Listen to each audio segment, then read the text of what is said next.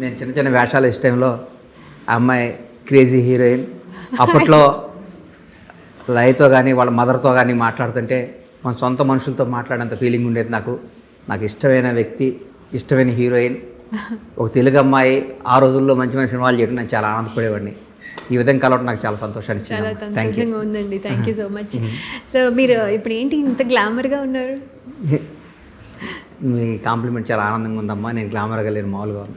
నువ్వు నిజంగానే గ్లామర్గా ఉన్నారు. మీరు పాదయాత్ర చేసినట్టున్నారు కదా ముందని, దానికి రీజన్ ఏంటండి? చంద్రబాబు నాయుడు గారు అరెస్ట్ అయినప్పుడు మొక్కున్నానమ్మా. నేను వెంకటేశ్వర స్వామిని బాగా నమ్ముతాను. Okay okay. చంద్రబాబు నాయుడు గారు ప్రాణంతో బయటకు వస్తే నడిచి వస్తాను మొక్కున్నాను. అది లాస్ట్ మంత్ జనవరి 13th కేసు కొట్టేయడం జరిగింది. 19th బయలుదేరి 23 రోజులు పాదయాత్ర చేసి స్వామివారికి మొక్కుని వెంకటేశ్వర స్వామితో మొక్కు పెట్టుకోకూడదన్న చెల్లించుకొని వచ్చాను.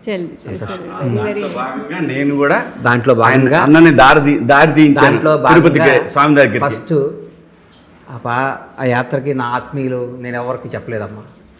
నాకు అత్యంత సన్నిహితుడు, నా ప్రాణమిత్రుడు, నా సోదరుడు శివయ్యజీకి ఫోన్ చేసి, శివ నేను ఇట్లా వెళ్తున్నానంటే మా ఊరు వచ్చి షాద్నగర్ వచ్చి మనాడి చేతుల మీదుగా ప్రారంభించి, మనాడి చెయ్యి ఎంత మంచిదంటే దాదాపు 537 కిలోమీటర్స్ నడిచానమ్మా.